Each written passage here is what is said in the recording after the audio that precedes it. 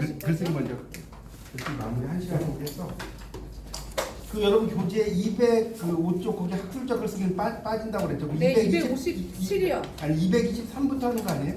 200, 아니 257. 아, 성찰적 글쓰기. 앞에는 안 해도 되는 거예요? 그 했는데. 아니 여기 자료의 정리 이런 거 안 한 것 같은데 200 뒤에 제가 적었는데 네, 223은 했나요? 263까지 했어요. 아니 그러니까 223페이지부터 제가 했다고요? 네, 그래서 오늘 하는 그 그렇습니다. 장수가 성찰적 글쓰기입니다. 제가 다 적어놨어요. 아 그래요? 아니 그러면 전 좋고. 네. 269쪽이요. 아 예 좋아요. 알겠습니다. 그럼 또 편하지. 네. 자 269쪽을 한 거죠.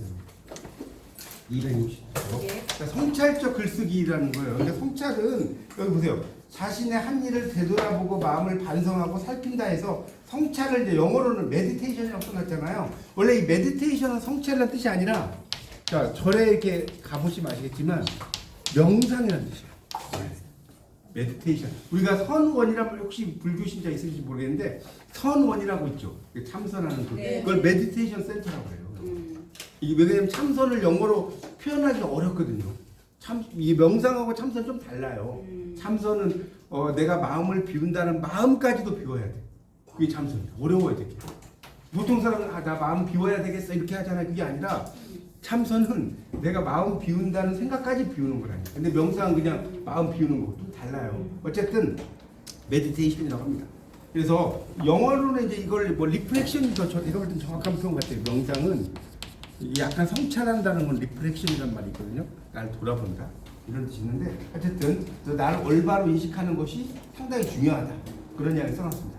자, 그런 이야기가 첫 번째 단락이고요. 두 번째 단락에서 이제 여러분 좀 알아야 될 단어가 정체성이라는 단어가 있겠죠. 이 여러분 정체성에 대해서 좀 설명드릴게요. 시험을 떠나서 정체성. 정체성이 뭐냐? 정체성이 영어로 뭔지 아세요? 아이덴티티고 이 정체성을 세 글자로 뭐라고 하냐면요. Who am I? 나는 누구인가? 여러분 정체성이라는 거는 Who am I의 문제입니다. 꼭 알아주세요. 내가 누구인지를 내가 이렇게 알아보는 거. 이게 바로 정체성인 거죠. 아시겠죠? 내가 어떤 사람인지 이런 거 알아보는 게 정체성의 문제다. 그렇게 이해하시면 될 것 같아요. 그래서 정체성을 찾기 위해서 세상에 대한 관찰, 성찰 이런 걸 해야 된다. 뭐 그런 얘기를 쓰는 거고요. 그래서 이 성찰적 글쓰기를 통해서 나를 좀 더 다시 한번 돌아본다는 거죠. 그 밑에 보면 바로 밑에 글쓰기는 나의 파편화된 상황을 자각하고 깨닫고 관찰과 성찰로 토대로 해서 나아가는 거다. 그러니까 그 성찰을 글쓰기라는 거 여러분도 글쓰기를 해보시면 알겠지만 내가 스피를 쓰거나 시를 쓰거나 이러면 뭐냐 나를 돌아볼 수가 있죠. 그렇죠? 여기 시도 쓰시는 분 계시겠지만 시가 되게 좋아요. 짧으면서 내가 빨리 쓸 수 있거든요. 시는 뭐 한 20편 많으면 30편 정도면 끝나면 되거든요. 어떤 경우는 그냥 한 줄짜리 시도 있어요. 네.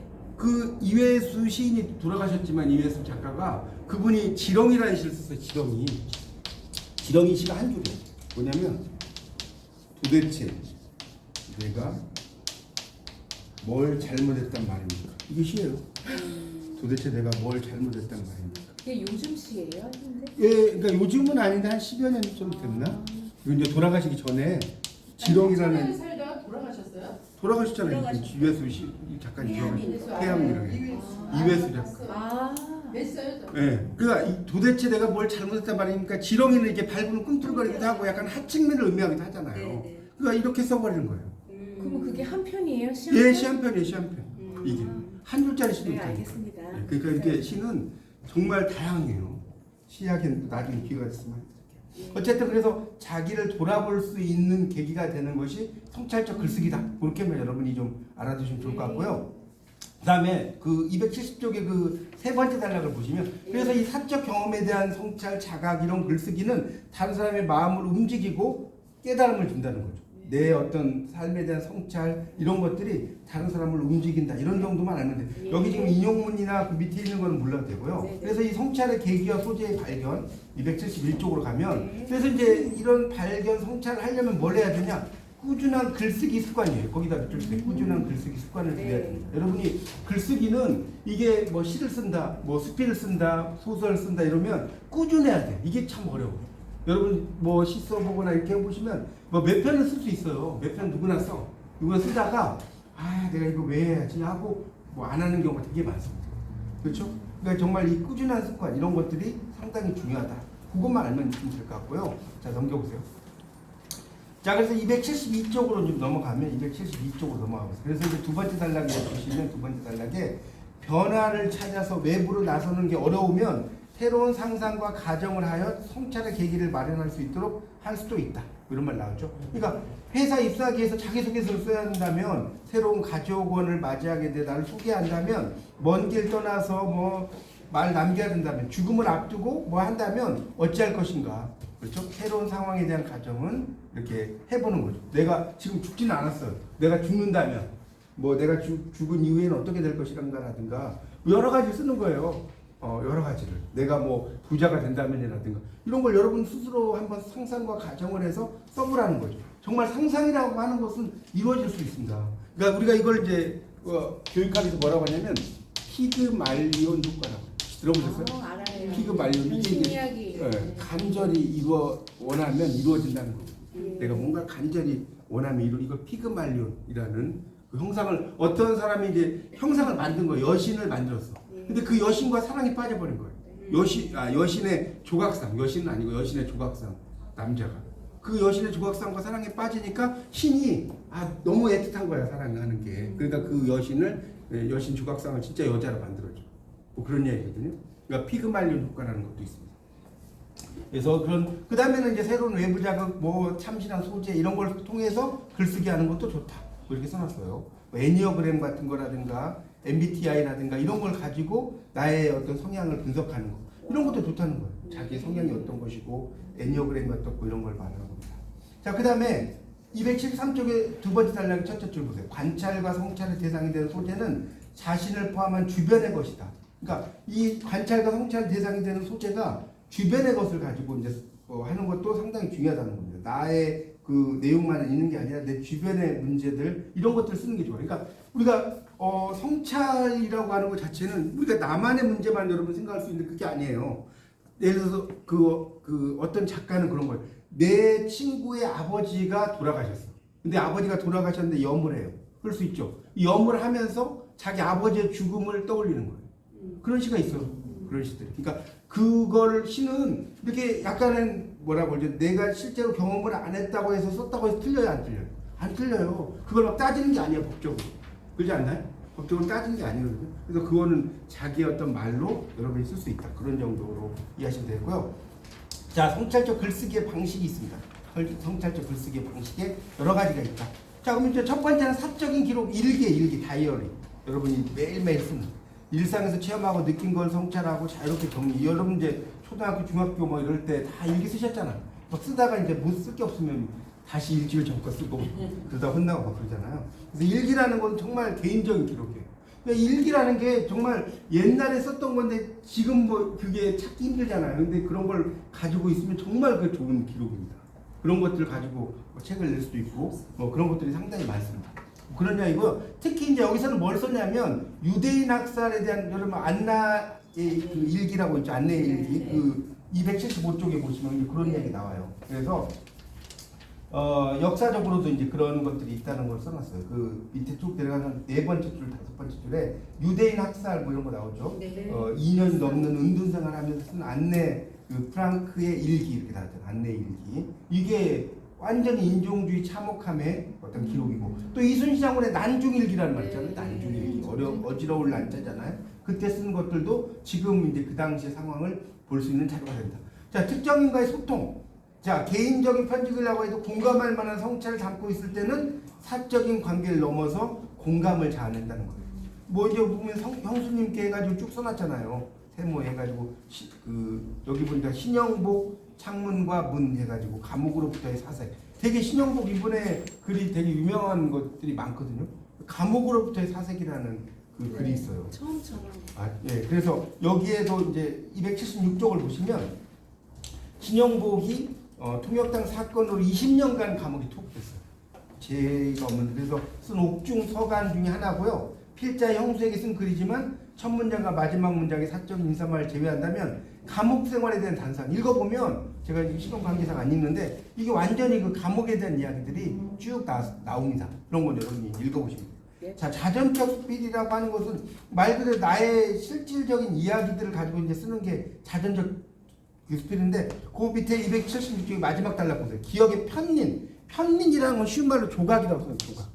조각을 편린이라. 조각 편자에다가 이제 린자를 쓰는 거예요. 그러니까 조각을 나타내는 린자입니다. 그래서 자유롭게 쓰는 짧은 수필유 이게 필자의 생애를 되짚어 본다는 거.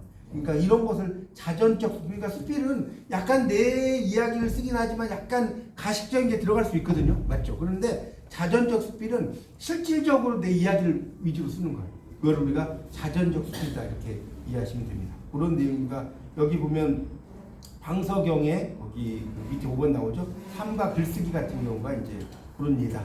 그래서 그런 내용으로 쭉 설명을 하고 있고요. 자, 자서전이 나와요. 자서전. 말 그대로 이제 자기의 삶을 쓴 게 자서전이에요. 자기의 삶을 쓴 거. 그래서 나의 세계를 돌아보는 글. 뭐 이렇게 이해하시면 될 것 같고요. 그러니까 당연히 그 밑에 단락에 보세요. 278쪽에. 자서전은 한 사람을 중심으로 한 이야기예요. 인물, 사건, 뭐 변화 이런 것들이 있는 것이고요. 그 밑에 나오는 게 이제 벤자민 프랭클린의 그 자서전이라고 나오지 않습니까? 뭐 이건 여러분 읽어보시고 그래서 이게 자기의 삶에 대한 어떤 프랭클린의 조상의 삶을 모으듯이 후손에게 전달하려고 한 뭐 이런 것들을 쭉 써놓은 겁니다. 그런 것이 이 프랭클린 자서전이다 이렇게 보시면 되겠습니다. 자, 그 다음에 넘겨보시면 280쪽에 주제 및 문제 나올 거예요. 관련 자료 찾기. 자, 자기 삶의 주된 의미가 무엇인가? 그것을 찾는 것이 자서전을 위해서 첫 번째로 할 일이다. 그렇죠? 나의 주된 의미가 뭐냐는 거예요. 여러분 자서전을 쓰려면 내가 살아가는 데서 주된 의미가 뭔지를 찾아야 돼요. 나는 무엇을 위해서 사는 것인가? 그런 의미로 쓰이거든요. 나는 누구인가? 아까 얘기했죠. 이 정체성의 문제라고. 나는 누구인가가 후의 마이가 정체성의 문제예요. 그런 것들을 잘 찾아보고 사소한 기억을 가지고 써라. 뭐 이런 정도. 여기 지금 그러니까 여러분이 뒷장부터 이제 성찰적 글쓰기하고 실용적 글쓰기는 그냥 이해하면 돼요. 그렇게 어려운 내용이 별로 없어요. 그러니까 쭉 읽으면 되고 자서전 형식으로 보면 여러분 생각해보세요. 자서전인데 글하고 쓸 수 있어요? 자서전인데 나라고 써야 되겠죠. 그래서 이제 1인칭으로 쓰는 거예요. 여기 보면 자서전 어떤 형식으로 쓰는 것이 좋은가? 자, 가장 고전적이고 무난한 것은 1인칭 주인공이 과거를 해상하는 장편 소설의 형태다. 자, 이런 걸 이제 우리가 전문적인 용어로 뭐라고 하냐면 1인칭 주인공 시점이라고 해요. 모르시면 써보세요. 1인칭 주인공 시점. 우리가 1인칭도 1인칭 주인공 시점이 있고 1인칭 관찰자 시점이 있거든요. 그러니까 1인칭 관찰자 시점은 사랑 손님과 어머니라는 주요섭의 작가의 글을 보면 그 오키라는 아이의 눈으로 자기 어머니와 성인 아저씨와의 사랑 이야기를 쓴 거 아닙니까? 맞죠? 네. 메인은 어른들의 이야기를 써야 되는데 그걸 누구의 눈으로 쓴 거예요? 어린 아이의 눈. 그런 건 뭐라고 하냐면 1인칭 관찰자 시점이라고. 1인칭 주인공 시점이 아닙니다. 그거는. 그러니까 그걸 헷갈리지 마세요. 그러니까 이 자서전은 1인칭 주인공 시점을 써야 된다. 그렇게 이해하시면 되고 넘기세요. 그래서 이제 자서전을 쓰면 이제 어떤 사건을 써야 될지 거기 282쪽이 두 번째 단락을 보면 자, 자서를 결정했어. 내가 어떤 형식으로. 그러면 어떤 사건을 써야 될지, 주제, 뭐 이런 걸 써야 된다는 거예요. 그러니까 여러분이 뭐 탄생, 유소년 시절, 뭐 사랑 이야기, 뭐 이런 걸 쭉 쓸 때 어떤 순서로 이걸 써야 될지, 이런 걸 쭉 연대기 순으로 이제 주로 쓰는 게 좋겠죠. 그런 것이 자서전이다. 뭐 그런 의미로 이해하시면 되겠고요. 283쪽에 보면 기억과 세계 혹은 역사라고 나올 거예요. 그래서 이 자서전은 당연히 개인적인 체험에 바탕을 둔 것이기 때문에 이야기가 자신과의 대화에 치중하게 될 수가 있다는 거예요. 이 자서전이라는 것은 개인적 체험이잖아요. 남의 체험이 아니잖아요. 그러니까 잘못하면 그 속에서 고립이 될 수 있다. 그것만 좀 알면 될 것 같아요. 그리고 285쪽으로 넘어가면 285쪽으로 넘어가면 그래서 결국 자서전을 쓰려면 뭐 해야 된다고 나옵니까? 자기 정체성 혹은 진실 찾기 그런 말 나올 거예요. 285쪽. 그래서 이 자서전은 사실의 축적이 아니다. 그래서 자기 자신, 자기를 둘러싼 세계, 뭐 그 둘 다와 갈등하는 자아의 초상화다. 그래서 이 자서전을 쓸 때는 나의 어떤 삶에 대한 것들을 이렇게 쭉 써가는 거, 기억이 수반되는 이런 것들을 좀 써보는 것이 중요하다. 그 다음에 이제 그 밑에 달락 좀 중요한데 밑줄 좀 치세요. 285쪽이 마지막 달락에 보면 기억의 내용을 공개할 때 수반되는 주변인의 사적 정보 공개는 미리 점검해 봐야 된다. 이게 무슨 소리냐면 여러분 이제 자서전을 썼어요. 근데 자서전을 쓰는데 막 친구의 이야기 막 어쩌고 저쩌고 뭐 얘가 사업하다 망한 이야기 막 써. 그 사람한테 그 친구한테 허락을 안 받고 만약에 썼다고 칩시다. 책이 나왔어. 그 사람의 친구의 입장에 나는 뭐 별거 아니라고 생각하지만 그 사람은 어쨌든 이게 한 사람이라도 보면 좋아요, 나빠요. 나쁘죠? 그렇지 않겠어요? 네. 아니 맞잖아요. 이게 이제 시하고는 또 달라요. 시는 그냥 뭐 약간 살 붙여서 되는데 이 자서전은 진짜로 거기에 등장을 하는 인물의 이야기를 쓰는 거거든요.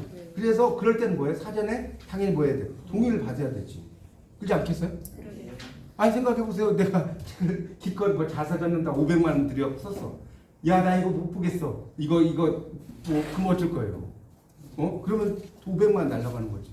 예를 들어서. 그러니까 절대로 자서전을 쓸 때는 이 사람이 여기까지 쓸 수 있어라고 할 때까지만 쓰라는 거예요. 친구의 동의를 받지 않으면 막 넣으면 안 된다. 그런 이야기예요. 뭐 너무 당연한 이야기 아닙니까? 그런 이야기 쭉 써놓고요. 286쪽의 두 번째 단락을 보시면 두 번째 자서전 현재 내가 과거의 나에 대해 서술한 형태라는 거 당연하죠. 그러니까 이게 뭔 소리냐면 현재 서술적 자아라는 거 뭐냐면 내가 지금 글을 쓰고 있는 현재 내가 글을 쓰고 있죠. 네. 서술적 자아는 쉽게 말하면 글을 쓰고 있는 나 이렇게 이해하면 여러분 좀 더 이해가 쉬울 것 같아요. 글을 쓰고 있는 나를 좀 더 전문적인 용어로 서술적 자아라고 한다. 말이 좀 어려워요. 학술적 이야기라서. 근데 체험적 자아는 뭐냐면 과거 속의 나, 과거 현재가 아니라 과거 속의 나 이렇게 이해하시면 좀 더 이해가 쉬울 것 같아요. 그러니까 글을 쓰고 있는 내가 과거 속의 나를 주인공으로 글을 쓰는 것이라는 거죠. 그러면서 이제 여러 가지 뭐 글을 쓰게 된다 뭐 이런 얘기죠. 근데 어쨌든 이 자서전 같은 경우는 약간의 허구 같은 경우를 되도록이면 안 쓰는 게 좋아요. 근데 약간의 이제 뭐 약간의 뭐 살을 붙일 수는 있죠. 내가 사업을 하다가 뭐 3억 정도를 뭐 이렇게 실패를 했어. 근데 한 뭐 10억 정도 실패했다. 뭐 이런 식으로 그거 가지고 누가 뭐 법적으로 점검 들어오진 않잖아요. 약간의 그러니까 그런 사실을 조금 더 과장되게 표현하는 것도 또 사람들이 보는 재미가 있으니까 그런 걸 이야기하는 겁니다. 그렇게 여러분 이해하시면 되겠고요. 자, 그다음 또 하나 중요한 것은 287쪽이에요. 거기 두 번째 단락. 자, 밑줄 치세요. 성찰적 글쓰기의 자서전은 진정성이 담겨야 많은 사람의 공감을 낼 수 있다. 이거 정말 중요한 거예요. 진정성. 영어로는 보세요. authenticity. 아마 이 단어가 좀 어려운 단어 이렇게 잘 보통 이게. 그러니까 하여튼 authenticity가 우리가 author가 작가 뭐 이런 의미도 있고 그 authenticity라는 건 진정성이라는 뜻이 있습니다. 그래서 작가가 글을 쓸 때는 진정성 있게 써야 된다. 솔직하고 성실하고 이런 걸 써야 돼요. 그런 것들이 이제 중요하다는 거예요. 그러니까 글을 썼는데 막 읽어보면 얘가 정말 지어서 썼는지 정말 진정성 있게 썼는지 읽어보면 대충 감이 오잖아요. 보통 독자들이. 그래서 진정성을 가지고 글을 쓰는 것 이런 것들이 상당히 중요하다. 이렇게 이해하시면 될 것 같습니다. 자, 그래서 뒤에 보면 문제가 나오는 걸 보겠습니다. 뒤에 보세요. 자, 성찰적 글쓰기 글이 독자에게 깊은 공감을 불러일으키기 위해서 어때야 되는지 바르게 지적하고 있는 것은요. 자, 성찰적 글쓰기예요. 자, 되도록 누구에게나 익숙한 일상의 소재를 구한다. 너무 이거는 일상적이고 사회적 역사적 조응은 성찰적 요소를 약화시킴으로 되도록 피한다. 이거 보세요. 이것 좀 설명해. 이 조응이라는 단어를 여러분 잘 모르실 거예요. 네. 조응. 이게 원래 빛을 조자에 어디에 응한다. 응할 응자예요. 조응이라는 이 한자에 한자. 빛을 조자에 뭐라고요? 응할 응자. 그러니까 조응이라고 하는 것은 그것과 이렇게 연결되는 거. 그러니까 뭐냐면 사회적인 것과 역사적인 것을 연결시키는. 좀 더 쉽게 말하자면. 그럼 좀 더 쉽죠. 그걸 이제 전문적인 용어로 뭐라고 한다고요? 조응이라고. 조응한. 한자는 뭐 잘 안 써도 됩니다. 조응이라는 게 뭐다? 빛을 조자에 뭐라고요? 응할 응자를 쓰는 게 조응이다. 이렇게 이해하시면 되겠습니다. 아시겠죠? 한자를 써라고 시험에 나오지 않으니까 걱정 안 하셔도 돼요. 자, 그래서 이것도 약화시키니까 피한다라고 하는 건데 이 글을 쓸 때 공감을 하려면 그 당시의 사회적 배경, 역사적 배경 이런 거 써야 되겠죠. 내가 50년대를 살았어. 50년대 뭐 한국의 경제라든가 뭐 이런 것도 이야기를 할 거 아닙니까? 그렇죠? 자, 소재가 특별하지 않아도 긴밀하게 구성함으로써 성찰의 깊이를 더할 수도 있어. 자, 우리가 소재가 별 이야기가 아니야. 근데 그 속에 되게 재미있는 이야기를 막 집어넣고 뭐 여러 가지 써. 그러면 되게 성찰의 깊이를 더할 수가 있습니다. 이게 소재보다는 내용이거든요. 그다음에 역사적 사건을 억압받던 개인의 경험을 반드시 포함시켜야 한다는데 뭐 이 성찰적 글쓰기를 할 때 어떤 개인의 그 억압받았던 경험을 반드시 포함시킬 필요는 없겠죠. 상식적으로 봐도. 그렇지 않나요? 내가 막 뭔가에 구속되고 이런 것들을 반드시 포함시킬 필요는 없어요. 너무나 힘들었던 그런 것들. 그런 이야기 써놓은 거예요. 자, 스콘 리어링의 자서전 일부인데 대목에서 드러나는 자서전의 특징. 자, 넘겨보세요. 자, 이거는 한번 보시면 이게 딱 읽어보면 자, 보세요.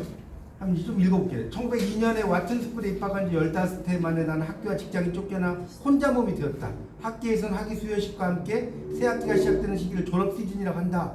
졸업이란 하나의 교육 단계가 끝나는 것을 의미한다. 계약은 뭐 인생 영역으로 들어간다.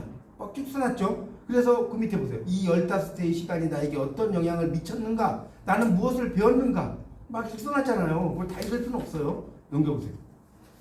그래서 이제 평화주의자, 그 다음에 채식주의자, 사회주의자가 되기로 한 것이다. 자, 여러 가지 교육을 받으면서 내가 변화된 거죠. 그렇지 않나요? 15년 동안 15회의 교육을 통해서 그 교육이 나를 변화시킨 거 아니에요? 딱 읽어보니까. 그럼 변화 이런 말이 나오는 게 답이 되겠죠. 읽어보시면 그렇지 않겠어요? 어려운 거 아니잖아요. 그러니까 내적 변화의 계기라는 거예요. 여기 시대적 연관성, 서술적 자아의 회화는 후회란 뜻이에요. 회화는 어려우시고 후회라고 썼어요. 지역 문화에 대한 뭐 기록 이런 건 아니죠. 그러니까 이게 이렇게 그러니까 이 시험지에 나오면 여러분이 특히 이 성찰적 글쓰기라든가 여기 이런 내용은 정말 여러분이 상식 수준에서 풀 수 있게 나와요. 그런 정도밖에 안 나와요. 자, 그 다음 보세요. 이거는 아까 했죠. 3번 별표. 3번 별표. 예. 자서전 쓰기에서 가장 중요한 거 아까 오센티서티까지 제가 이야기했잖아요. 진정성. 진정성이 있어요. 이렇게 하면 끝나는 거예요. 예. 쉽죠? 별로 어렵지 않죠? 그러니까 특히 성찰적 글쓰기는 여러분이 상식적으로 써야 되고 실용적 글쓰기는 약간 외워야 될 게 있어요. 실용적 글쓰기는 이제 여기는 조금 공부할 게 있으니까 설명드리겠습니다. 자, 이력서와 자기소개서부터 볼게요. 이게 또 중요합니다. 여러분 이제 이력서 같은 거 어디 직장 다니거나 이러실 때 좀 써보셨을 거예요. 근데 이력서는 보세요. 자, 사진 및 인적 사항 그 밑에 있죠? 그 밑에 이력서. 자, 사진은 3개월 이내에 촬영한 걸 쓴다. 이거 맞죠? 내가 나이가 50살인데 한 30년 거 사진을 붙여놨어. 이거 돼야 안 돼요? 아니면 뽀샵을 해서 막 3개월 전도 괜찮은데 뽀샵 해갖고 막 20대처럼 돼. 이거 안 되는 거죠. 그걸 말하는 거예요. 그래서 너무 다른 건 곤란하다는 거죠. 뭐 그런 이야기 써놓은 거고요. 그 다음에 이제 또 하나는 실제 거주지가 주민등록 주소와 다른 경우에는 등초본이나 가족관계부에 등록된 내용과 동일하게 써야 된다. 이건 당연한 거죠. 주민등록 등초본이나 가족관계 등록부에 기재된 내용과 동일하게 이런 걸 적어야 된다는 거예요. 내가 뭐 분당에 사는데 막 뭐 어디 남원에 산다고 쓴다든가 이러면 안 된다는 거죠. 학력은요 보통 이건 되게 중요합니다. 거기 밑줄 치세요. 제일 마지막 줄. 대졸인 경우 고등학교 입학 때부터 최종 학력까지 기재. 이게 이제 만약에 내가 고등학교만 졸업을 했을 경우는 뭐 그게 쓸 게 별로 없잖아. 예를 들어서 그러면 뭐 중학교, 초등학교 쓸 수 있는데 대부분 이제 대학을 나왔다 하면 뭐 유치원부터 초등학교 이렇게 쓰면 안 된다는 거야. 대학을 내가 최소한 졸업을 하면 고등학교부터 쓴다. 요것도 시험에 잘 나와요 정말. 그러니까 대졸인 경우에는 이렇게 나온단 말이에요 시험에. 자, 이력서에 대한 설명으로 잘못된 것은 자, 학력이 대졸인 경우 초등학교 입학 때부터 최종 학력 진짜 이렇게 나와요. 네. 최종 학력까지 기록한다. 여러분 그렇게 쓸 수 있잖아요. 잘 보다는 거. 그러면 안 되잖아요. 중요하세요. 넘겨보세요. 네, 고등학교부터 쓰라는. 자, 296쪽에 보면 남자의 경우 군 복무를 바치면 학력나는 군 복무 사항을 이렇게 써야 돼요. 그러니까 우리가 군필 남자들 같은 군필 이런 말을 쓰거든요. 그걸 이야기하는 거예요. 그래서 학력과 관련돼서 학과명 이런 것은 줄여서 기입하지 않는다. 그러니까 예를 들어서 뭐 방송대 학과 중에 뭐 문화교양학과 있다고 칩시다. 문교과, 뭐 문화교양학과를 줄여서 뭐 문교과 이렇게 쓰거든요. 맞죠? 이렇게 쓰면은 안 된다는 거예요. 뭐 사회복지학과 내가 졸업했어. 근데 사복과 방송대에서 그러거든요. 사복과죠. 그래서 저는 사복과라서 사복만 입고 다니는 진짜 처음에 헷갈리더라고요. 근데 사회복지학과를 줄여갖고 사복과라고 한다니까. 여러분 잘 모르시겠죠? 네. 이렇게 쓰면 안 된다는 거야. 내가 나는 알지 모르지만 또 좀 약간 진정성도 안 느껴지고 네. 사복과죠 이러면. 그래서 그걸 그대로 다 쓰라는 거야. 그 이야기입니다. 여러분이 만약에 국문과 졸업, 국문과보다는 국어 국문학과 졸업 이게 더 정확한 표현입니다. 네. 그걸 이야기하는 거예요. 자, 됐죠? 자, 그다음에 이제 학력을 쓰면 이제 경력이라고 적은 다음에 경력상을 쭉 쓴다는 건데 여기 이제 중요한 게 이제 이게 중요해요. 시험에 잘 나오는 거. 업무 내용과 관계없는 경력은 거기다 밑줄어요. 찾으셨어요? 네. 5번째 줄인가? 네. 업무 내용과 관계없는 경력은 간략하게 적고 연관 있는 경력은 위주로 볼것. 이거 시험에 정말 잘 나와요. 아, 이거. 그러니까 이력서를 쓸 때 잘못된 것을 했는데 업무 내용과 관계없는 경력을 한 5줄을 쓴다. 이렇게 틀린 거예요. 내가 보세요. 예를 들어서 어떻게 설명할까? 내가 영문과를 졸업을 했어. 근데 뭐 영어 강사라든가 뭐 이런 것은 도움이 되겠죠. 네. 맞잖아요. 근데 내가 영문과를 졸업을 했는데 뭐랄까? 뭐 건설회사에 갔다든가, 뭐 부동산 뭐 회사에 갔다든가 이거 쓰면 도움이 되겠어요? 전혀 안 된다는 거. 그 이야기예요. 내가 그 가는 회사 쪽에 관련된 어떤 그런 쪽을 써야지. 내가 영어를 전공했는데 뭐 독일어 뭐 4급 자격증이 있다는 거. 쓰면 안 되겠죠? 이해 가시죠? 꼴려야 되는 거. 뭐 영어를 전공했으면 토플 몇 점 이런 게 더 중요하지. JPT 뭐 1급 이런 쓸 필요가 없다는 거. 뭐 쓰는 건 좋은데 정말 짧게 써야지. 그런 걸 가지고 막 구구절절 쓰지 마라. 그런 얘기고요.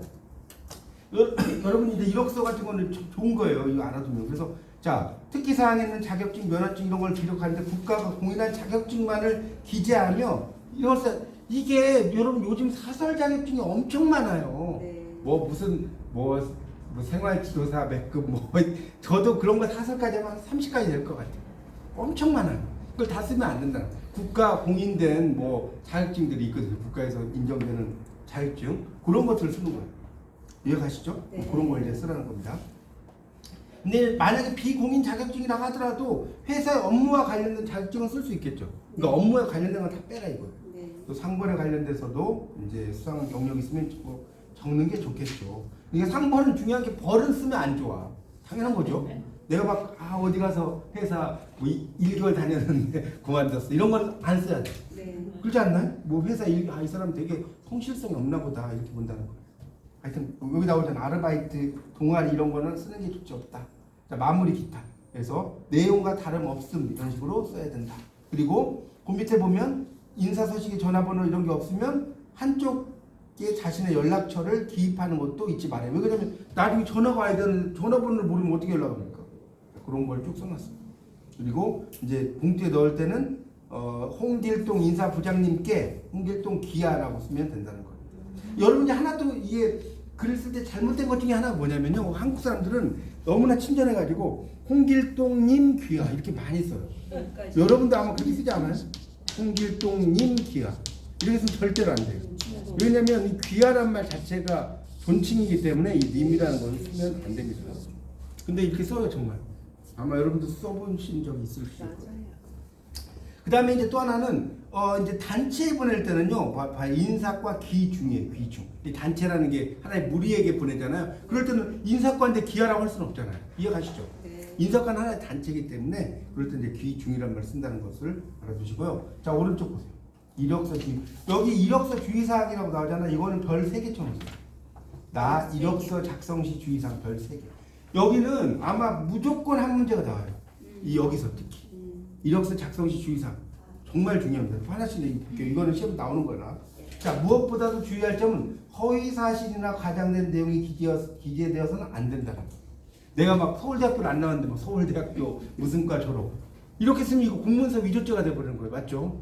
절대로 내가 안 나왔는데 옛날에 많았잖아요. 그렇게 공문서 위조해가지고 막 그러지 않았어요? 연예인들도 막 문제가 되고 이게 허위 사실 경우는 안 된다. 그 당연한 이야기고. 두 번째는 아까도 했던 거예요. 최근 경력을 중심으로 기술하되 지원 분야 중심으로 작성한다. 밑줄 쫙 쳐놓으세요. 이것도 시험에 잘 나옵니다. 자, 이력서 작성 시 주의사항으로 잘못된 것을 했는데 과거의 경력을 중심으로 최근 과거를 붙여놔. 정말로 그렇게 나와. 과거의 경력을 중심으로 기술하되 지원 분야 중심으로 작성한다. 얼핏 보면 맞는 것 같잖아요. 그렇지 않나요? 근데 이게 틀린 거예요. 경력은 내가 이것과 관련된 것을 하면 최근이 더 중요한 거 아니에요? 상식적으로? 그렇잖아요. 그 분야. 그래서 최근이 중요하다. 그렇게 이해하시면 됩니다. 보세요. 여기 뭐라고 놨어요? 자, 과거보다는 이 담당자 뭐라고 놨어요? 최근에 어떤 일을 했는지 관심이 많다. 뭐 경력 연수 뭐 이런 거 나오고. 자, 그 다음 세 번째. 너무 짧은 경력은 넣지 않는 것이 일반적이다. 이것도 이렇게 시험에 나와. 너무 짧은 경력도 넣는다. 얼핏 보면 맞는 것 같거든요. 여러분 생각해봐. 내가 한 6개월, 6개월 정도인가? 3개월 정도 어디 가서 일했어. 넣어야 되나요? 넣으면 안 된다는 거예요. 그런 거. 당연한 거죠. 왜냐면 불성실하고 여러분이 대표 같아도 그런 사람 뽑겠어요? 믿음이 안 가지. 뭐 한 3일 동안 일하고 그만뒀어. 그럼 골치 아프단 말이에요. 자, 불필요한 정보의 나이를 피한다. 이것도 중요해요. 아까 제가 설명한 건데 기본적인 환경 쓰지 않는 게 좋은데, 자, 초등학교부터 시작하는 경우가 있는데, 이것 좀 내가 이제 경력이 많아 생각, 이력서 5장 써야 돼. 내가 경력이 엄청 많으면 초등학교 뭐 써버리면 뒤에 여러분도 그런 경우 있잖아요. 그래서 쓰지 말라는 그 이야기고, 또 이력서는 뭘 써야 돼? 짧고 간결하게 써.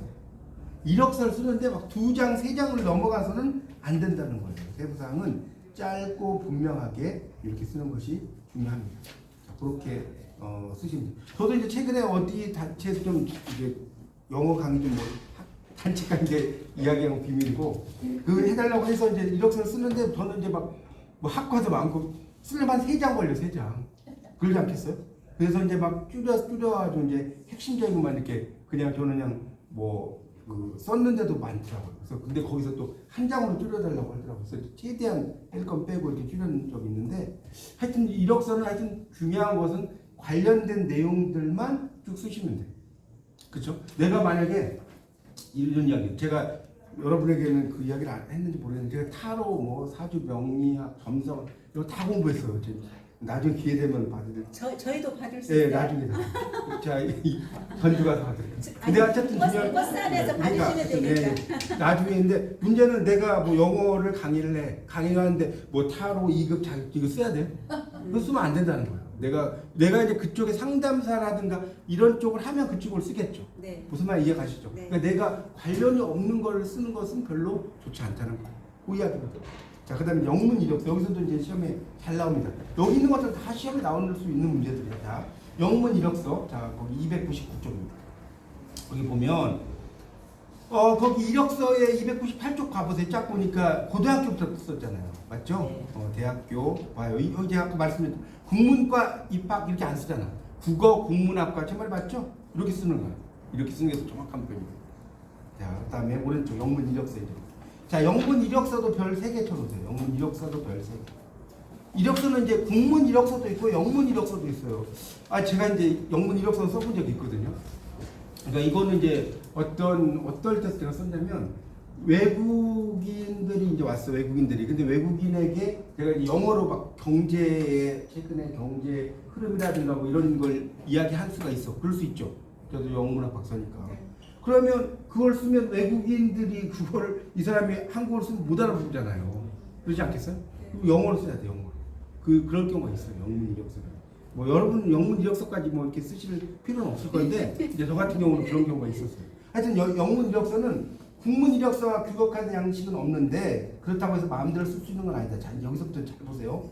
영문 이력서를 작성할 때 주의할 사항은 여러 가지가 있어요. 무엇보다 문법적으로 문법적으로 틀리지 않아야 된다.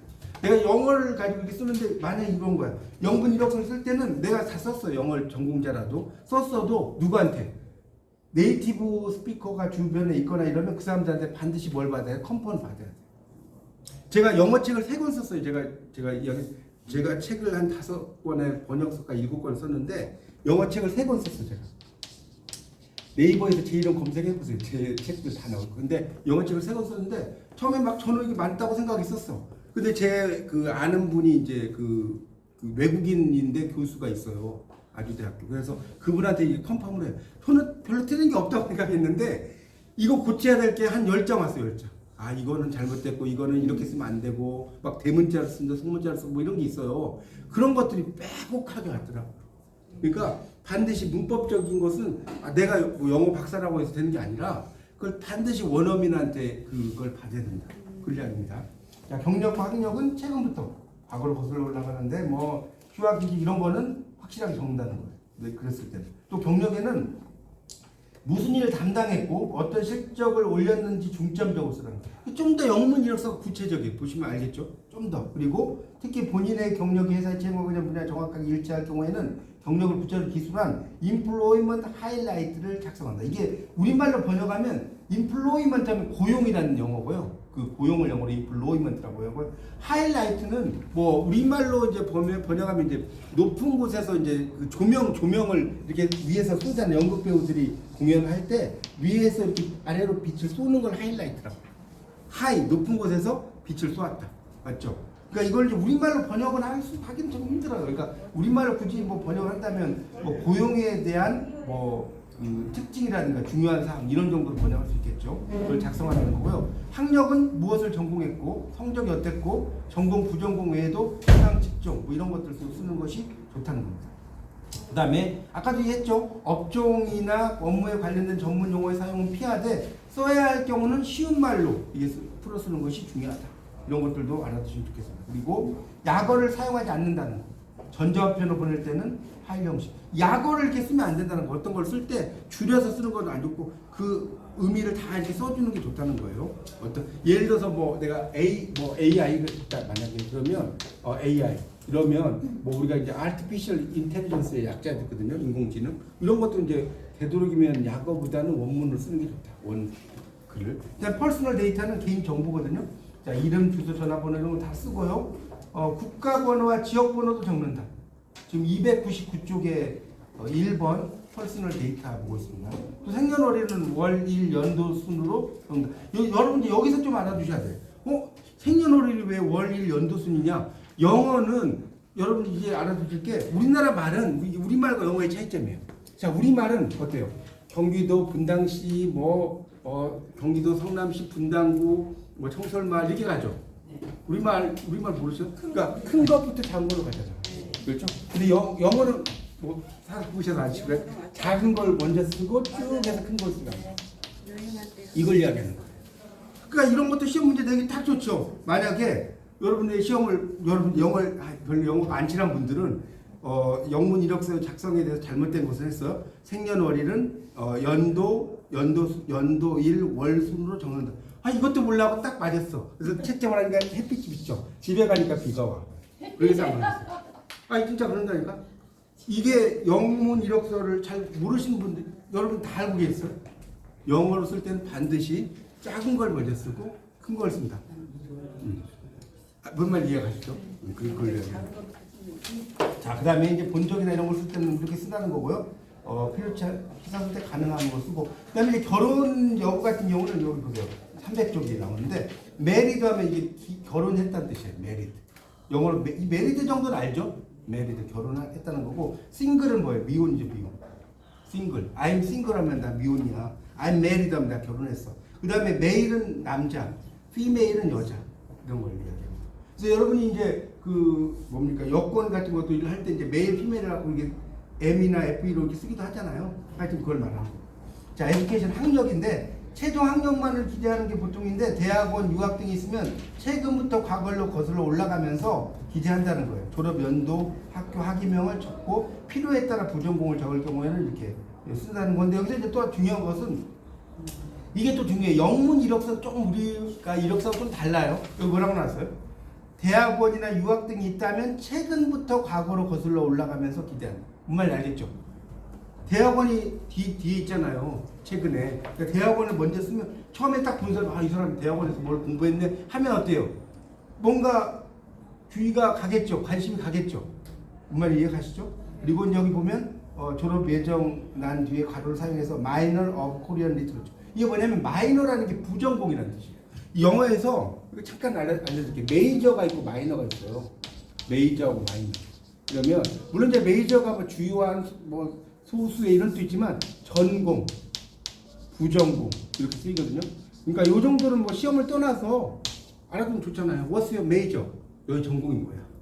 뭔 말인지 알겠어요? 이제 부전공은 하는 사람도 있고 안 하는 사람도 있으니까 보통 메이저를 많이 쓰고요. 마이너는 부전공이라는 뜻입니다. 보통 이제 부전공은 대학에서 한 21학점 정도, 다른 과의 과목을 한 21학점 정도를 이수를 하면, 그러니까 7과목이 3학점짜리 7과목 이상 정도 이수를 하면 부전공을 줘요. 그런 부전공 제도가 있습니다. 자, 그 다음에 여기까지 됐죠? objective. 원래 objective는 영어로 뭐냐면 목표라는 뜻이에요. 여기 희망 직종이라고 써놨는데 원래 영어는 목표라는 뜻입니다. 목표. 그러니까 희망 직종이죠. 목표를 밝히는 것이다.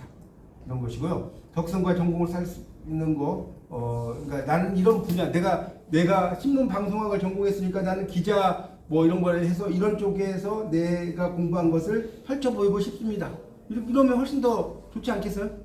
그걸 이야기하는 거고요. Work experience, 직업 경험이에요. 그래서 외국인 기업체는 특수 분야를 제외하고는 자격증 위주가 아니라 적성 및 능력 위주로 채용하는 경험이 있기 때문에 경력의 기재가 중요한데, 자 이것도 뭐라고 해놨어요? 최근부터 과거로 올라가고 기업 필요한 업무 내용 관련 있는 경력은 부가 기준. 이런 것도 시험에 나올 수 있다니까. 지금 최근부터라고 나왔죠? 네. 그걸 과거부터 이렇게 쓰면 안 된다는 거예요. 네. 그리고 경력 사항이 없으면 none이라고 써요. 그러니까 이 none이라는 건 영어 아시죠? 아무것도 아니다 이런 뜻이거든요. 영어로 말하면 none이라는 게 없다는 거예요. 경력이 없는데 막 일부러 만들면 안 된다는 거예요. 내가 어디 취직을 안 했는데 막 취직한 것처럼 쓰면 다 허위 기재가 되는 거예요. 그다음 license and other accreditation. 라이선스가 면허라는 뜻이고요. 면허. 그다음에 accreditation이라는 게 자격증입니다. 자격증. 그래서 수료증은 취업을 하는데 매우 중요하다는 거예요. 그래서 주관처, 발령처 뭐 이런 것들 다 쓰라는 거고요. 그다음 상벌상, scholarship, honors and award. scholarship이 장학금이라는 뜻이고요. honors 이게 이제 honors가 원래 영광이라는 뜻이거든요. 영광. honors라고 할 때 H가 발음이 안 돼요. 이것도 이제 뭐 그런 상 같은 거, 영광 이런 거, 어월드 상이죠. 그래서 장학금, 교내외 입상 경력하는 거. 아까도 얘기했지만 상벌상이 없으면 노원이라고 쓰라는 거. 벌 받은 걸 뭐 몇 개월 뭐 무기정학이라든가 이런 거 쓰면 안 된다는 거예요. 말은 상벌상이라고 했지만 주로 상 위주로 써요. 여러분도 마찬가지죠. 이걸 벌 위주로 쓰면 누가 좋아하겠어요? 병역관계, 미리터리 서비스. 이 병역을 영어로 미리터리 서비스, 군대가 서비스했다. 맞죠? 몇 년, 남자들은 2년 동안은 뭐 1년 반 이렇게 군대에 서비스 했잖아요. 그래서 병역은, 자, 이게 쓰는데 이것도 이제 영어 표현 재밌는 게 뭐냐면요. This child from service. 이게 나왔잖아요. 이게 뭔 뜻인지 아세요? 서비스로부터, 이 표현이 되게 재밌어요. 방전됐다. 이 child가 충전한다는 뜻인데, 1년 6개월인가 요즘에 병역이 저 옛날에 좀 배워. 1년 6개월 되면 방전된 거예요. 맞죠? 너 나 있고 싶어도 있으라고 해야 없으라고 그래. 나가라고 하죠. 방전된 거예요. 표현 재밌지 않나요? 그러니까 군대 서비스로부터 나는 방전됐다. 그 다음에 exempted, 이게 면제된이라는 뜻이에요. 면제된. 병역으로부터 면제된다. exempted라는 게 면제된 이런 뜻이거든요. 신원 조회처, reference. 그래서 추천인을 명시하는 게 보통이나 추천이나 신원 보증이 될 만한 분으로 인정 있는 사람을 적는다는 거예요. 근데 이게 이제 왜 그러냐면 이걸 좀 설명드릴게요. 특히 이제 영어권에서는 우리나라는 그런 추천인 그런 걸 별로 많이 쓰는 걸 많이 하진 않는데 특히 영어나 이런 거 있잖아.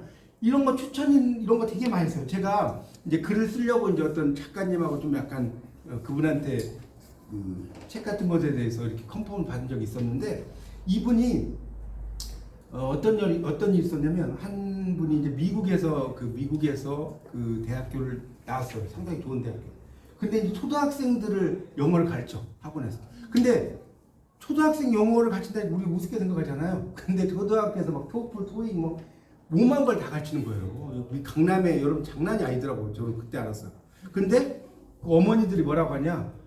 미국에서 어떻게 학사학이 나와가지고 초등학생을 가르칠 생각이 있느냐? 그렇게 막 항의가 들어온대. 진짜로. 그래갖고 어떻게 했냐면 미국에 나 1년 동안 하버드 뭐 유학 이런데 좀 유명한 대학 있잖아요. 가야 되겠다. 딱 했어요. 그래서 이분이 우리 그 글 쓴 작가님한테 나 추천서 좀 써달라. 추천서. 근데 이제 이분은 작가님은 영어는 못해. 영어는 못하니까 뭘로 써요? 우리말로 막 쓰겠죠. 근데 이분은 미국에서 막 살다 온 사람이에요. 한 10여 년. 그러니까 이제 그거를 영어로 이렇게 해가지고 미국에 보냈어요. 뭐 별로 다른 거 보지도 않아. 그래갖고 그 추천서를 통해서 하버드 대학에 간 적이 있어요. 그래서 이런 그 미국 같은 데는 추천이 되게 중요하죠. 자, 이력서 끝에는 표결, 학력, 경력 등이 모두 사실이라는 점을 쓰라는 거예요. 이게 이제 이걸 진짜로 썼다 뭐 이런 이야기, 이걸 뭐 제가 영어 번역까지 할 필요는 없을 것 같고 이 진술은 사실입니다. 뭐 이런 정도예요. 아시겠죠? 제가 여기서 영어 시간 아니니까 그렇게 말하면 돼요. 자, 자기소개서. 그러니까 그런 것들 잘 보고 자기소개서는 취업과 관련해서 이렇게 쭉 쓰라는 겁니다. 자기소개서. 자, 자기소개서는 이것도 중요하죠. 내가 어렸을 때 어쩌고 이런 걸 쓰는 거란 말이에요. 그래서 쭉 쓰는데 자신을 알리는 거예요. 자, 그래서 이제 여기서는 위에 거보다 밑에가 중요합니다. 자기소개서의 구성을 볼게요. 자기소개서의 구성. 302쪽 보고 있습니다. 네. 자, 첫 번째 성장 과정을 쓰는 거예요. 내가 어렸을 때 뭐 기독교 집안의 부모님으로부터 뭐 영향을 받아가지고 이런 거 쓸 거 아닙니까? 네. 그런 게 자기소개서예요. 그래서 성격이 어떻다 이런 걸 쭉 쓰라는 거예요. 그 다음에 303쪽 성격의 장점 단점을 쓰라는 거예요. 내 성격은 뭐 솔직해 보이고 현실에 안주하지 않으려는 의지를 드러낸다 이렇게 나왔잖아요. 안주라는 말은 뭐냐면 순환주가 아니라 편안하게 산다. 그걸 안주라고 많이 들어보셨죠? 현실에 안주하지 않는다. 편안하게 머무른다 이런 뜻이에요.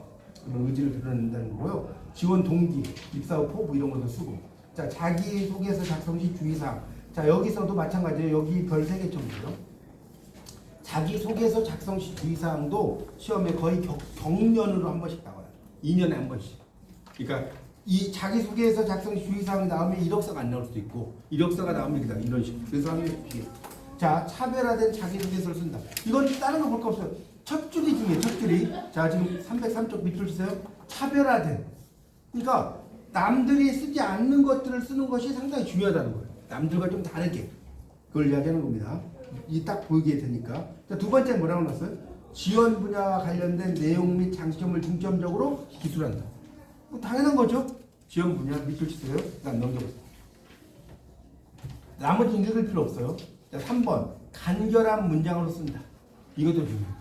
자기소개서 쓰라고 그랬는데 막 어떤 분은 뭐 그런 거 있어요. 나는 어쩌고 저쩌고 했는데 뭐 했고 막 하다가 막 하나 문장이 막 10줄이 가. 그럼 될까요? 문장이 막 10줄 가면 좋냐고. 안 좋죠? 그러니까 되도록이면 한 줄 정도, 2줄 정도에서 끊어야 돼. 문장이 길러지면 그걸 이야기하는 거. 그 다음에 네 번째 문단 구분을 작성한다. 지어서. 문단은 구분을 지어야 돼. 문단 알죠? 단락은 이렇게 쓰고 나서 또 이렇게 쓰고 이렇게 쓰고 이걸 이야기하는 거예요. 문단 부분입니다. 그걸 이야기하는 것이고요. 그 다음에 일관성 이게 되게 중요해요. 영어로는 이제 코히어런스라고 하는데 일관성을 코히어런스 영어로 하는 써 하나의 내용을 중심으로 쭉 쓰라는 거예요. 일관성. 그걸 이야기. 예를 들어서 이런 거야. 뭐냐면 저는 뭐 초등학교를 졸업했습니다. 어디 초등학교를 졸업했습니다. 그런데 나는 고등학교는 어디 고등학교를 졸업했어. 갑자기 반말이 나와. 했습니다 했다가 뭔 말 이해가요? 우리 그 외국의 그 뭡니까 며느리들이 할머니 어머니 밥 먹어 뭐 이런 말 있지 않나요? 네. 어머니 밥 먹어 앞에는 웃었다가 뒤에는 막 내쪽으로 그건 똑같은 거야. 이게 그 일관성. 네. 여기 써놨잖아요. 네. 보세요. 뭐뭐이다에서 상대경어법이나 호칭의 일관성을 유지하는 게 필요하다. 나는 뭐뭐이다라고 썼다가 어느 부분에서 저는 뭐뭐입니다. 네. 이게 정말 안 좋은 거예요. 네. 근데 이게 나도 모르게 여러분이 그렇게 써요. 쓰다 보면. 글쓰기 할 네, 막 쓰다가 저는 하다가 이제 나는 네. 뭐뭐이다 막 이런 식으로 써버리는 거예요. 자, 그 다음에 맞춤법을 지켜보자. 이게 되게 중요해요. 여러분 이제 글을 썼는데 맞춤법이라든가 이런 거를 잘 써야 돼. 그런 걸 잘못 쓰면 제가 이야기했잖아요. 어떤 학생이 이제 그 뭡니까 다쳤어. 근데 다쳤는데 이제 꼭 나오겠습니다. 꼭 나오겠습니다. 이렇게 써야잖아. 나오겠습니다. 그걸 이렇게 쓰는 거야. 나오겠습니다. 필요가 없는 걸 막 쓰는 거야. 이런 것들이 우리 그 쓰는 게 뭐 씁니다. 뭐 이렇게 쓰는데 이걸 막 잘못 쓰면 이렇게 쓴다니까. 여러분 그 우리말 이제 공부해 보시면 알겠지만 우리 말 중에 잘못 쓰는 게 배요. 이거 되게 잘못 쓰죠. 네. 배어요거든요. 배어요. 만약에 쓰려면 배요라든가 이렇게 써야 되는데 정말 10명 중에 한 5명은 꼭 이렇게 써요. 제가 아는 사람들도 이거 잘못됐다. 그러니까 한국 사람들이 이게 많이 쓰니까 난 이걸로 쓸래. 고집 있는 애가 있어.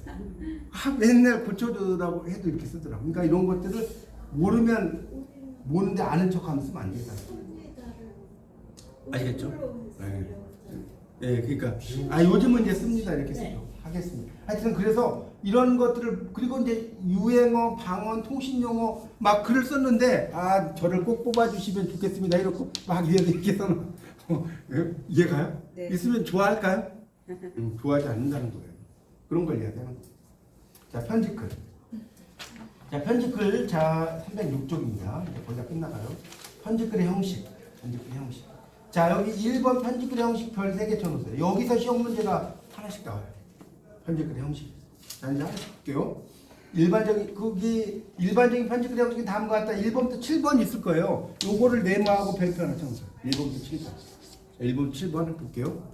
자, 1번 부르기. 그 한자 읽을 수 있겠죠? 호칭. 한자 못 읽으면 음을 달아놓으세요. 부르는 거예요. 어머님 전상서, 아버님 전상서, 뭐 누구 받아보세요 이런 거. 시후는 이건 시후예요. 그러니까 시간과 기후란 뜻이에요. 기후.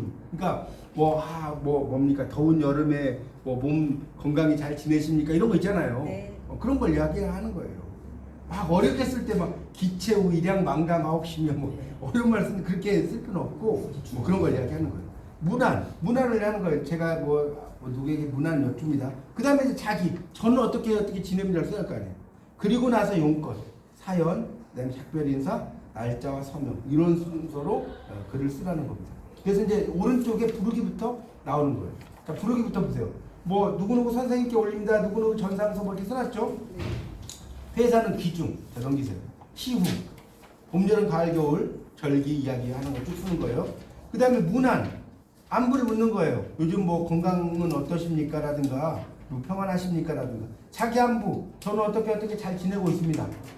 자, 됐죠? 이제 용건이 5번이에요. 그러니까 편지를 쓸 때 이런 거죠. 아버님 그동안 잘 지내셨습니까? 해놓고 제가 좀 뭐죠? 용돈이 필요한데 50만 원만 붙여 이런 식으로 써버리면 안 된다는 거예요. 앞에 어떤 내용을 쫙 쓰고 나서 맞죠? 그 다음에 용건을 쓰라는 거예요. 그래서 서로 인사를 나눈 다음에 용건을 말하는데 예전에는 아래를 말씀을 드리고자 하는 걸 쓰는데 취복백. 이 취복백이라는 좀 어려운 말. 그러니까 이 취복백은 취할 또 나아갈 취자예요. 취자가. 이 복은 엎드릴 복자고요. 그다음 백은 여러분 백이 흰 백만 있는 게 아니라 말할 백자, 아를 백자 있어. 네네. 뭐 주인 백 이런 말 들어보셨죠? 네. 그때 희단 뜻이 아니라 주인이 말한다는 뜻이에요. 아른다. 아시겠죠? 그래서 그걸 좀 어려운 말로 취복백 이렇게 쓰는데 요즘은 뭐 그렇게 쓰진 않죠. 용건 쓰면 돼요. 작별 인사 조만간 찾아보겠습니다. 안녕히 계십시오. 뭐 이걸 써야 되는데 그럼 이만 총총 이렇게 쓰면 안 된다는 거예요. 여기 써놨잖아요.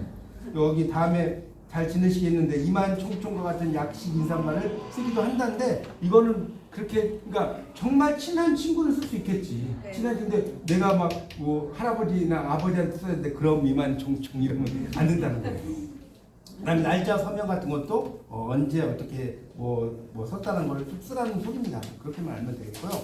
봉투 쓰는 법도 이제 뒤에 나와 있어요. 그러니까 이거는 뭐 봉투 쓰는 거는 윗사람에게 거기 그 310쪽의 마지막 달라 보세요. 봉투에는 이름, 직함, 님께 뭐 누구는 귀하. 여기서 이제 좀 알아두실 게 이것도 시험에 잘 나와요. 귀하, 좌하, 조나가 있어. 그런데 좌는 이걸 이제 보세요. 이걸 제가 써볼게요. 뭔 소리냐면 자 이거 쓰면 돼. 좌는 귀하보다 높이는 말이죠. 좌는 귀하보다 높이는 말. 이렇게 쓰면 돼. 자 됐죠? 그런데 또 뭐라고 써요? 조나는 예, 조나는 좌보다 더 높인 말이라고 했죠? 그 조나지 조나. 엄마 얘가 같이 이렇게 네. 이거 시험에 또 잘 나옵니다. 네. 이런 게 나오는 거예요 시험에. 다음 중 그 뭡니까 봉투 쓰는 법에 대한 뭐 설명으로 잘못했는데 이걸 그래서 조나는 좌보다 낮은 개념이다. 뭐 이런 식으로 그렇게 나옵니다. 네, 잘 알아두십시오. 써놓으시고 이 좌자는 앉을 좌자가 아니라 자리 좌자예요. 여러분 한자에서 이 헷갈리시는 분 많으신데 이거하고 요게 달라요.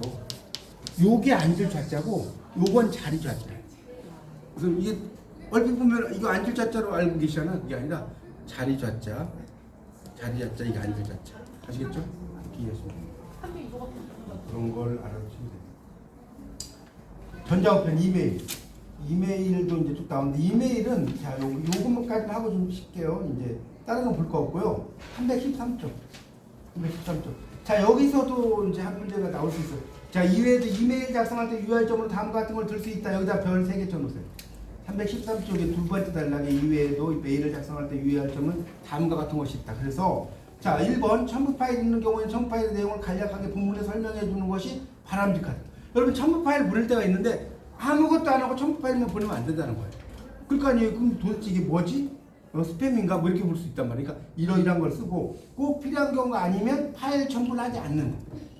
파일 첨부는 필요하지 않으면 왜냐면 여러분도 그 뭡니까 메일 같은 거 받아보실 때 파일 첨부하면 좀 귀찮아요. 열고 뭐 이런 게. 그래서 필요하지 않으면 뭐 그동안 그래서 메일 하나 보냅니다 했는데 열어봤더니 그동안 잘 지내십니까? 저는 잘 지내고 이렇게 만약에 왔다고 칩시다. 그거 좋아요 나빠요? 이거 뭐야 그러죠. 그렇죠? 그 다음에 메일을 읽는 사람이 읽기 편하도록 줄 간격을 넓혀주거나 글자 크기를 조절해 준다는 거. 글자를 뭐 보냈는데 막 5포인트, 6포인트 이렇게 보내면 못 읽잖아요. 뭐 어느 정도 포인트는 뭐 10포인트든 11포인트든 하고 띄어쓰기도 하고 이러는 거고요. 시각적으로 보기 편하게 만드는 거예요. 그러니까 만약에 뭔가를 강조하려면 강조하는 말 빨간색을 쓴다든가. 뭔 말 이해가세요? 네. 그냥 검은색을 다 쓸 수 있잖아요. 그렇게 만들고 메일에 대한 답장을 쓸 경우에는 해시로 보낼 건지 새로운 메일로 이것도 참 중요하죠. 그냥 답장 클릭하면 이게 넘어가잖아요. 그렇지 않나요? 그걸 이야기하는 거예요. 그래서 의사소통을 위해 이전 문서가 필요할 때는 해시로 보내지만 그렇지 않을 때는 새로운 전자 우편으로 보내는 게 좋아. 뭔 말 이해가시죠? 답장하고 하면 약간 성의가 없어 보여요. 답장보다는. 그 다음에 메일 한 통이 전달하고자 하는 내용이 여러 개 있을 경우는 소제목을 달아주는 게 바람직하다. 소제목 그거 알아두시고 서명을 확인할 필요가 있다. 7번 전자편지의 경우에는 보낸 사람이 누구인지 여러분들은 알 수 있고 경우에 따라서 이름과 전화번호 등이 달리는 서명 문서가 있기 때문에 편지 끝부분에 사람의 서명을 넣지 않는 경우가 많다. 그런데 발신이나 서명이 자동적으로 붙여지는 경우가 많아서 확인하고 보내지 않으면 별명이 달려있는 글인지 모르고 막 쓸 수 있어요. 뭐 가가멜이나 가을 풍경이나 내 별명 같은 게 있으면 여러분도 그런 경우가 좀 있을 거예요. 그럴 수 있으니까 이해에 맞지 않다는 거예요. 그래서 별명을 이제 젊은 사람 쓸 수 있지만 나이가 먹거나 이런 사람들은 이런 별명을 쓰거나 이런 것이 별로 안 좋다. 이렇게 이해하시면 됩니다. 자, 이렇게 해서 딱 1시간에 끝냈죠. 그래서 여러분이 이런 내용을 토대로 아마 문제집 가지고 계신 분 봐보시면 거의 제가 말씀드린 수준에 나와요, 진짜. 그렇게 해서 글쓰기는 끝냈고, 다른 것도 좀 해드리면 좋겠는데 시간이 없고, 여러분 이제 그런 걸 토대로 여기 워크북도 있으니까요. 워크북을 한번 제가 말씀드린 걸 토대로 해서 문제만 한번 쭉 한번 훑어보십시오. 그러면 어느 정도 내용이 정리가 될 거예요. 굳이 막 여러분이 기출문제까지 보실 필요 없이 이 워크북만 쭉 보시면서 문제 위주로 이렇게 정리하셔도 충분히 좋을 것 같습니다. 좀 쉬었다가 글과 생각 이야기 좀 해드릴게요.